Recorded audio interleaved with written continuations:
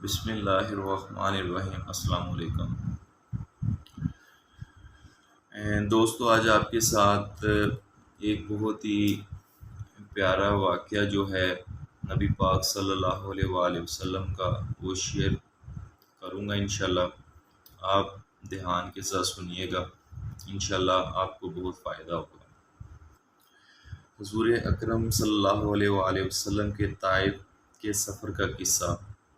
یہ جو واقعہ ہے یہ طائف کا ہے۔ نبوت مل جانے کے بعد 9 برس تک نبی اکرم صلی اللہ علیہ وآلہ وسلم مکہ مکرمہ میں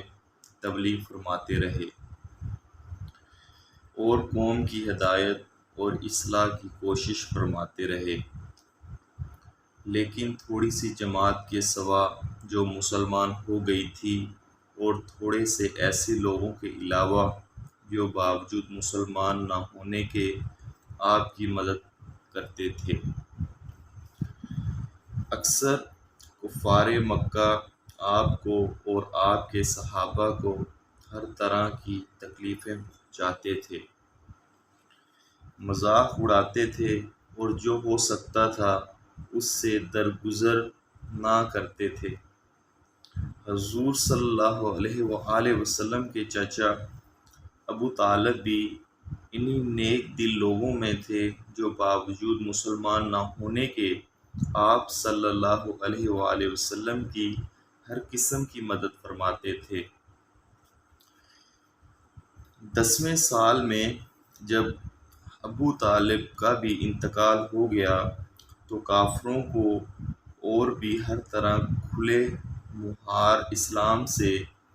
روکنے اور مسلمانوں کو تکلیف پہنچانے کا موقع ملا۔ حضور اکرم صلی اللہ علیہ وآلہ وسلم نے اس خیال سے طائف تشریف لے گئے کہ وہاں قبیلہ ثقیف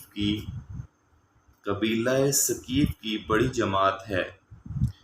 اگر وہ قبیلہ مسلمان ہو جائے تو مسلمانوں کو ان تکلیفوں سے نجات ملے اور دین کے پھیلانے کی بنیاد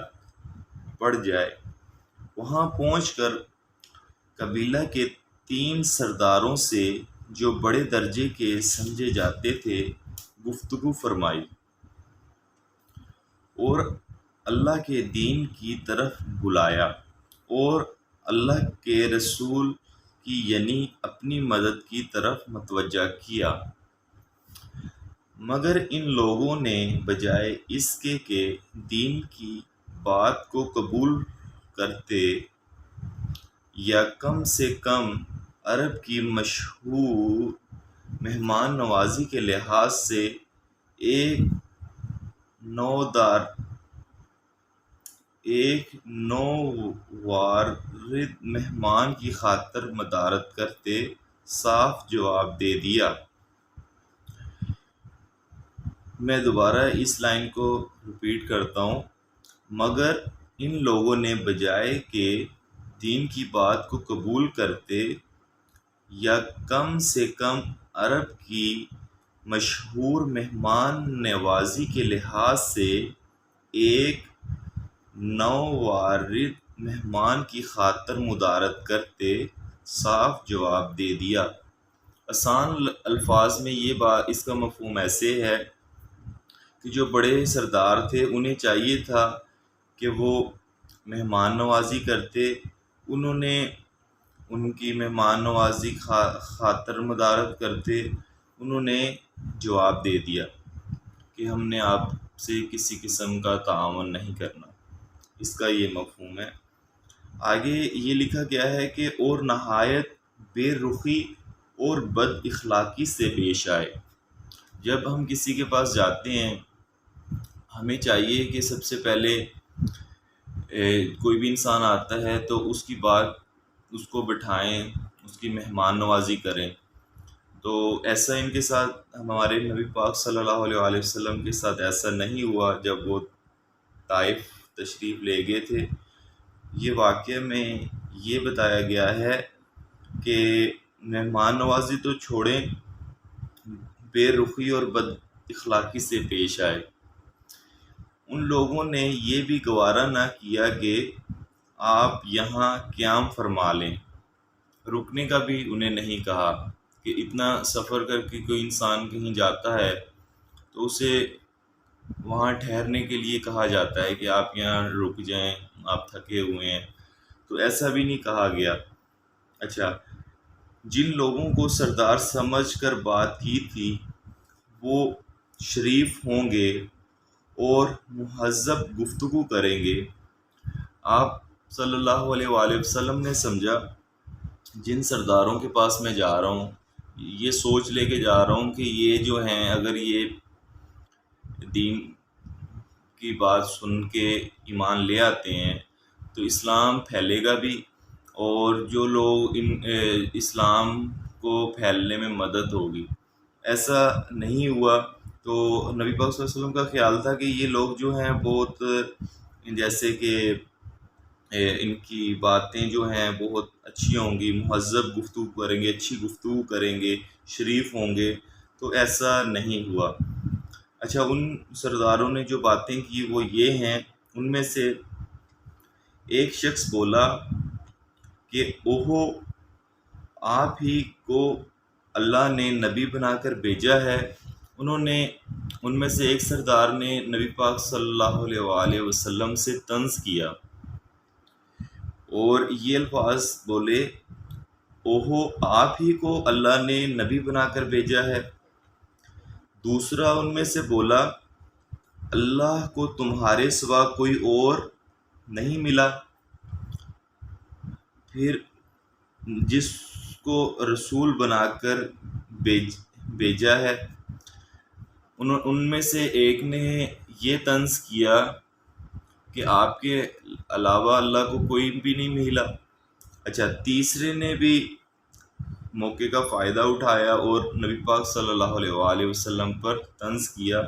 جو سردار تھا قبیلہ ثقیف کا جو تھا، اس نے یہ بات کی، تجھ سے بات کرنا نہیں چاہتا۔ ہمارے نبی پاک صلی اللہ علیہ وآلہ وسلم سے انہوں نے یہ کہا۔ تیسرے نے کہا کہ میں تجھ سے بات کرنا نہیں چاہتا، اس لیے کہ اگر تو واقع نبی ہے جیسا کہ دعویٰ ہے تو تیری بات سے انکار کر دینا مصیبت سے خالی نہیں، اور اگر جھوٹ ہے تو میں ایسے شخص سے بات کرنا نہیں چاہتا۔ یہ تینوں سرداروں کی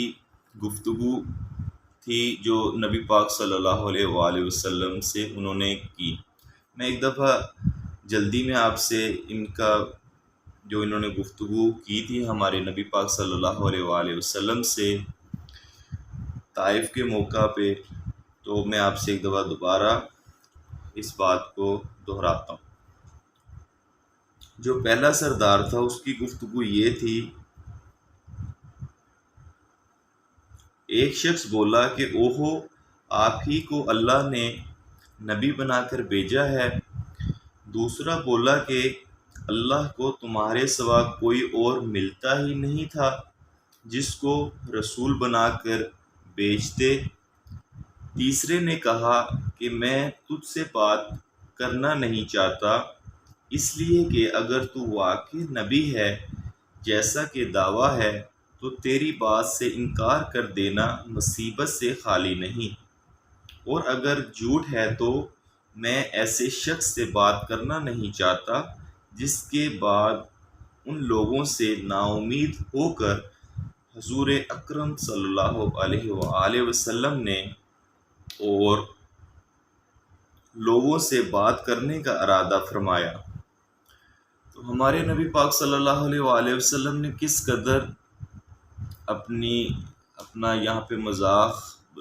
ان کے ساتھ کیا، مگر پھر بھی ان کا ارادہ اتنا کہنے کا ہے کہ مضبوط تھا کہ انہوں نے اور لوگوں سے بات کرنا چاہی کہ چلیں یہ سردار جو ہیں یہ میرے سے بات میں نے ان سے کی ہے، اللہ کی بات کی ہے، تو انہوں نے سننے سے انکار کیا، ان کے ساتھ مذاق کیا۔ تو ہمارے نبی پاک صلی اللہ علیہ وسلم نے ہمت نہیں ہاری، اور جو باقی اس قبیلے کے لوگ تھے، طائف کے لوگ تھے، ان سے بات کرنے کا ارادہ کیا۔ وہ میں آپ کو بتاتا ہوں انہوں نے کیا کہا۔ اچھا، اس میں تو اس کے بعد ایسے ہوا کہ اس کے بعد ان لوگوں سے نا امید ہو کر حضور اکرم صلی اللہ علیہ وآلہ وسلم نے اور لوگوں سے بات کرنے کا ارادہ فرمایا کہ آپ صلی اللہ علیہ وآلہ وسلم تو ہمت اور استقلال کے پہاڑ تھے، مگر کسی نے بھی قبول نہ کیا۔ اچھا، کسی نے بھی ان کی بات جو ہے نا وہ قبول نہیں کی، طائف کے سفر کے موقع پر ان کی قبیلے والوں نے، بلکہ بجائے قبول کرنے کے آپ صلی اللہ علیہ وسلم سے کہا کہ ہمارے شہر سے فوراً نکل جاؤ اور جہاں تمہاری چاہت کی جگہ ہو وہاں چلے جاؤ۔ آپ صلی اللہ علیہ وآلہ وسلم نے جب ان سے بالکل مایوس ہو کر واپس ہونے لگے تو ان لوگوں نے شہر کے لڑکوں کو شرارتی لڑکوں کو آپ کے پیچھے لگا دیا۔ آپ صلی اللہ علیہ وسلم کا ان لڑکوں نے آپ کا مذاق اڑایا، تالیاں پیٹی، پتھر مارے، حتیٰ کہ آپ صلی اللہ علیہ وآلہ وسلم کے دونوں جوتے خون کے جاری ہونے سے رنگین ہو گئے، یہاں تک کہ آپ صلی اللہ علیہ وآلہ وسلم کے جوتے جو ہیں وہ بھر گئے۔ تو اس کے بعد آپ صلی اللہ علیہ وسلم نے اسی حالت میں واپس ہوئے جب راستہ میں ایک جگہ جن لوگوں نے آپ شریروں نے، یہ جو برے لڑکے تھے جو آوارہ ٹائپ کے، اس قبیلہ کے سرداروں نے آپ کے پیچھے لگایا، تو آپ جب وہ آوارہ لوگ جو تھے وہ کہیں آپ کیا کہتے ہیں، آپ صلی اللہ علیہ وسلم کو آرام کا موقع ملا، اطمینان ہوا یا وہ پیچھے نہیں آ رہے، تو آپ صلی اللہ علیہ وآلہ وسلم نے یہ دعا مانگی، اپنے اللہ پاک سے یہ دعا مانگی، جس کا مفہوم یہ ہے، میں آپ کو سناتا ہوں۔ اے اللہ، تجھی سے شکایت کرتا ہوں کہ میں اپنی کمزوری اور بے بسی کی اور لوگوں میں ذلت اور رسوائی کی۔ اے ارحم راحمین، تو ہی ضعفاء کا رب ہے اور تو ہی میرا پروردگار ہے، تو مجھے کس کے حوالے کر دیا؟ کہ نبی پاک صلی اللہ علیہ وسلم نے اپنے اللہ سے یہ دعا کی کہ اللہ پاک تو نے مجھے کن لوگوں کے حوالے کر دیا کہ میں آپ کا ہی جو کام ہے اس کو لے کے نکلا تھا، اور پھر ظاہر ہے اتنی تکلیف ہو تو انسان جو ہے وہ اپنے پیدا کرنے والے کو پکارتا ہے کہ میرے اللہ تو نے مجھے کن لوگوں کے حوالے کر دیا۔ اچھا، کسی اجنبی بیگانے کے جو مجھے دیکھ کر ترش روح ہوتا ہے، کہ جو مجھے دیکھ بھی نہیں سکتا اور منہ چڑھاتا ہے، یا کہ کسی دشمن کے جس کو تو نے مجھ پر قابو دے دیا۔ اس دعا کا جو مفہوم ہے، ان جو باتیں میں نے آپ سے کی ہیں کہ نبی پاک صلی اللہ علیہ وآلہ وسلم نے اپنے رب سے مخاطب ہوئے اور انہوں نے اپنے اللہ پاک سے عرض کی، اللہ پاک آپ نے مجھے کن لوگوں کے حوالے کر دیا، ایسے اجنبی بیگانہ جو مجھے دیکھ بھی نہیں سکتے، میرا منہ چڑھاتے ہیں، اور کسی اور ان کو مجھ پہ اختیار دے دیا کہ وہ مجھے تکلیف انہوں نے اس قدر پہنچائی ہے۔ اس کے آگے یہ لکھا گیا ہے کہ یا کہ کسی دشمن کے کہ جس کو تو نے مجھ پر قابو دے دیا۔ اے اللہ، اگر تو مجھ سے ناراض نہیں ہے تو مجھے کسی کی بھی پرواہ نہیں۔ پھر نبی پاک صلی اللہ علیہ وسلم نے اللہ سے یہ کہا کہ اللہ پاک اگر تو مجھ سے ناراض نہیں ہے تو مجھے کسی کی پرواہ نہیں ہے، تیری حفاظت مجھے کافی ہے، میں تیرے چہرہ کے اس نور کے طفیل جس سے تمام اندھیریاں روشن ہو گئیں، جس سے دنیا اور آخرت کے سارے کام درست ہو جاتے ہیں، اس بات سے پناہ مانگتا ہوں کہ مجھ پر تیرا غصہ ہو یا تو مجھ سے ناراض ہو، تیری ناراضگی کا اس وقت تک دور کرنا ضروری ہے جب تک تو راضی نہ ہو، نہ تیرے سوا کوئی طاقت ہے نہ قوت۔ اس دعا کا مفہوم یہ ہے کہ اس میں نبی پاک صلی اللہ علیہ وسلم نے اپنے اللہ سے یہ دعا مانگی، اے اللہ، تجھی سے شکایت کرتا ہوں کہ میں اس قبیلہ کے پاس گیا اور میرے اللہ تو نے مجھے کیسے لوگوں کے حوالے کر دیا، ایسے اجنبی بیگانے جو مجھے دیکھ بھی نہیں سکتے، میرے ساتھ انہوں نے مذاق کی ہے، تالیاں کسی ہیں، مجھ پہ پتھراؤ کی ہے، اور آپ نے ان کو اتنا اختیار دے دیا۔ اگر آپ ناراض ہیں کیا؟ اگر ناراض نہیں ہیں تو مجھے کسی بات کی پرواہ نہیں ہے۔ پھر ہمارے نبی پاک صلی اللہ علیہ وآلہ وسلم نے اللہ پاک کی تعریف کی، جس کا مفہوم یہ ہے کہ تیری حفاظت مجھے کافی ہے، میں تیرے چہرے کے اس نور کے طفیل جو اندھیری راتوں کو روشن کر دے، دنیا آخرت کے سارے کام درست ہو جائیں، تو اس بات سے پناہ مانگتا ہوں۔ پھر اللہ صلی اللہ علیہ وآلہ وسلم نے اللہ پاک سے مخاطب ہو کے یہ کہا کہ اگر آپ مجھ سے ناراض ہیں تو میں اس وقت تک آپ سے دعا کروں گا جب تک آپ راضی نہ ہو جائیں، جس کا مفہوم یہ ہے نہ تیرے سوا کوئی طاقت ہے نہ قوت۔ کہ آپ اس دیکھیں کہ ہمارے نبی پاک صلی اللہ علیہ وسلم کا ظرف چیک کریں کہ ہمارے نبی پاک صلی اللہ علیہ وآلہ وسلم نے صرف اور صرف اللہ کو پکارا، کسی کو بھی نہیں، جیسے ہوتا ہے آج کل کا جیسے ٹرینڈ چل رہا ہے، کسی پہ آزمائش آ جاتی ہے تو وہ اپنے پاور کو دکھاتا ہے، جیسے ایم این اے، ایم پی ایس، جو بھی وڈیرا ہوتا ہے اس کی طرف وہ مخاطب کرتا ہے اسی ٹائم کہ میں دیکھ لوں گا۔ تو ہمارے نبی پاک صلی اللہ علیہ وسلم کی بھی ظاہر ہے کہ نبی پاک صلی اللہ علیہ وسلم کی ایج، ہر انسان جو ہوتا ہے، تو ایسی بات نہیں تھی، یہ ایک ہمارے لیے مثال تھی کہ ہمارے نبی، یہ ایک بہت اچھی اگزامپل ہے کہ ہمارے نبی پاک صلی اللہ علیہ وآلہ وسلم نے طائف کا سفر کیا اور ان کو کن مشکلات کا سامنا کرنا پڑا۔ ان کے قبیلے میں گئے جو کہ قبیلہ ثقیف کے نام سے تھا، ان کے بڑے سرداروں کو ملے اور ان سرداروں کی باتیں میں نے آپ کو سنائی، پھر وہ باقی لوگوں کا ان کے ساتھ کیسا سلوک تھا، پھر ان میں سے جو لوگ آوارہ تھے انہوں نے کیسا سلوک ہمارے نبی پاک صلی اللہ علیہ وسلم سے کیا۔ پھر ہمارے نبی پاک صلی اللہ علیہ وآلہ وسلم نے اپنے اللہ سے کیا دعا کی، تو اللہ سے دعا کرنے کے بعد پھر آگے حضرت جبرائیل علیہ السلام آئے اور ان کا جو واقعہ ہے وہ میں آپ کو سناتا ہوں کہ مالک الملک کی شان قہاری کو جس پر جوش آنا ہی تھا، کہ پھر ہمارے اللہ کو جوش آنا ہی تھا، تو حضرت جبرائیل علیہ السلام آ کر سلام کیا اور عرض کیا کہ اللہ تعالیٰ نے آپ کی قوم کی وہ گفتگو جو آپ سے ہوئی سنی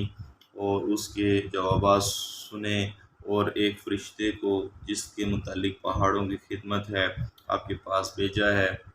کہ آپ جو چاہیں اس کو حکم دیں۔ اس کے بعد اس فرشتے نے سلام کیا اور عرض کیا جو ارشاد ہو میں اس کی تعمیل کروں، اگر ارشاد ہو تو دونوں جانب کے پہاڑوں کو ملا دوں جس سے یہ سب درمیان میں کچل جائیں، یا اور جو سزا آپ تجویز فرمائیں۔ حضور صلی اللہ علیہ وآلہ وسلم کی رحیم و کریم ذات نے جواب دیا کہ میں اللہ سے اس کی امید رکھتا ہوں کہ اگر یہ مسلمان نہیں ہوئے تو ان کی اولاد میں سے ایسے لوگ پیدا ہوں جو اللہ کی پرستش کریں اور اس کی عبادت کریں۔ پھر آگے فائدہ یہ ہے اخلاق اس کریم ذات کے جس کے ہم نام لیوا ہیں کہ ہم ذرا سی تکلیف سے کسی کی معمولی سی گالی دے دینے سے ایسے بھڑک جاتے ہیں کہ پھر عمر بھر اس کا بدلہ نہیں اترتا، ظلم پر ظلم اس پر کرتے رہتے ہیں اور دعویٰ کرتے ہیں اپنے محمدی ہونے کا، نبی کے پیرو بننے کا۔ نبی کریم صلی اللہ علیہ وسلم اتنی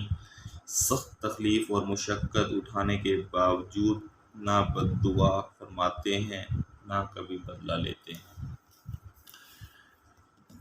اچھا دوستو، یہ فضائل اعمال میں سے میں نے یہ آپ دیکھ سکتے ہیں، یہ ایک کتاب ہے فضائل اعمال. تو یہ حسوہ حسنہ ہمارے نبی پاک صلی اللہ علیہ وسلم کا ایک واقعہ تھا، جو کہ میں نے آپ کے ساتھ یہاں پہ آپ کے ساتھ شیئر کیا ہے، آپ بھائیوں سے شیئر کیا ہے کہ کافی دن ہو گئے تھے میں کوئی ویڈیو نہیں بنا رہا تھا. تو بس میرا یہ دل کیا کہ میں ویڈیو بناؤں اور اس میں آپ بھائیوں کے ساتھ اچھی جو بات ہے وہ رکھوں اپنی ویڈیو میں. تو یہ جو ویڈیو ہے، اس کا جو ٹاپک تھا وہ یہی تھا کہ ہمارے نبی پاک صلی اللہ علیہ وآلہ وسلم نے طائف کے سفر کرنے کا ارادہ کیا، اور ان کے ساتھ کیا واقعات رونما ہوئے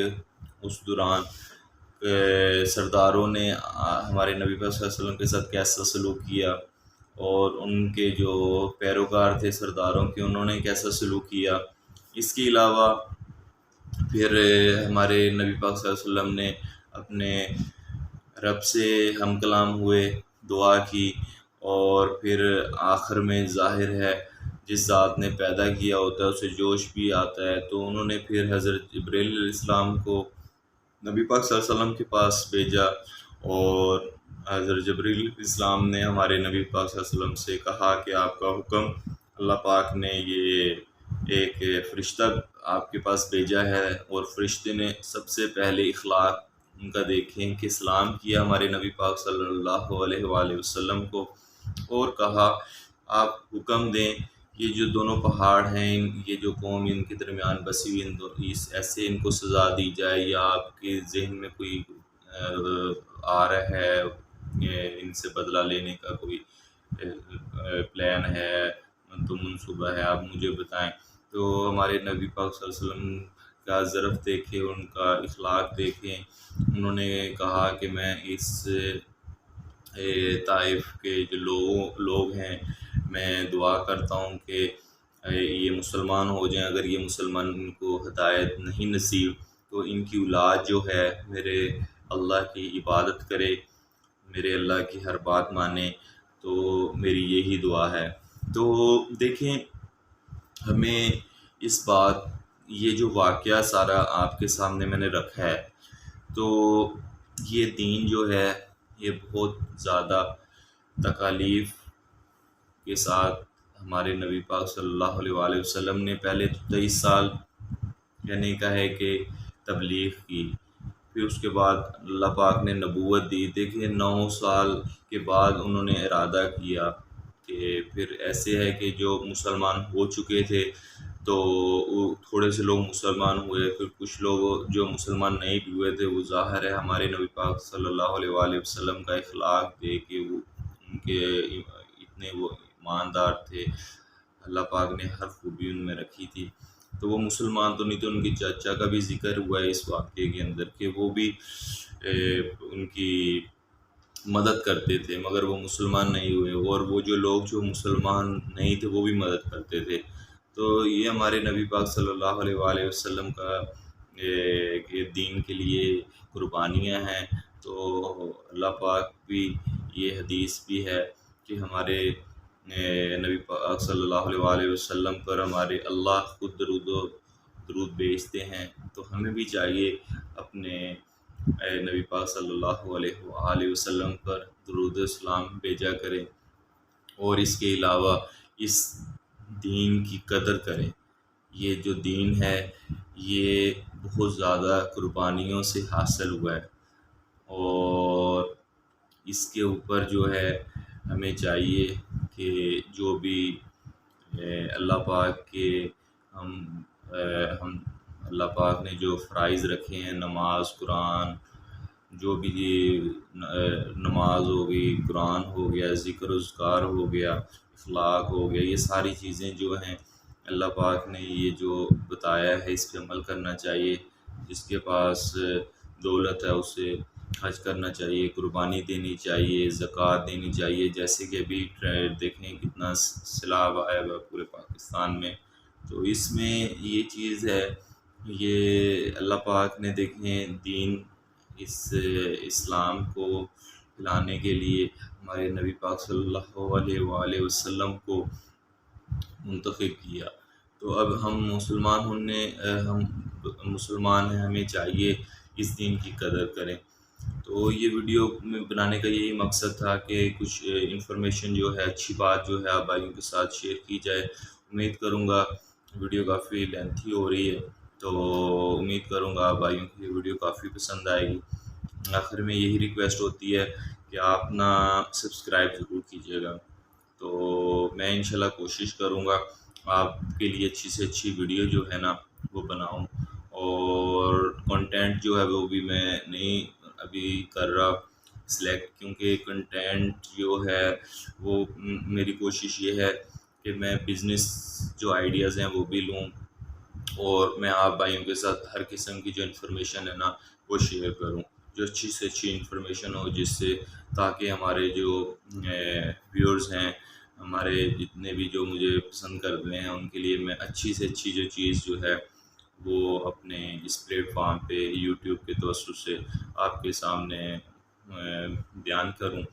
اور آخر میں پھر ایک دفعہ ریکویسٹ رہے گی کہ میرا چینل ہے عظیم البشر کے نام سے یوٹیوب پہ، آپ ضرور سبسکرائب کیجیے گا۔ آپ جہاں رہیں خوش رہیں، آباد رہیں، اور میرے لیے بھی دعا کیجیے گا اللہ پاک مجھے کامیاب کرے۔ تو بہت سے لوگ ماشاءاللہ یوٹیوب پہ بہت سکسیس ہوئے ہیں ماشاءاللہ، میری بھی اللہ سے یہی دعا ہے کہ اللہ پاک مجھے بھی اس پلیٹ فارم پہ کامیاب کرے، اور میں انشاءاللہ حد سچ جو ہے وہ اس پلیٹ فارم کے توسط سے انشاءاللہ اپنے جو ویورز ہیں ان کے ساتھ شیئر کروں گا انشاءاللہ۔ یہ آج کا واقعہ تھا، اسی طرح جو باقی واقعات ہوں گے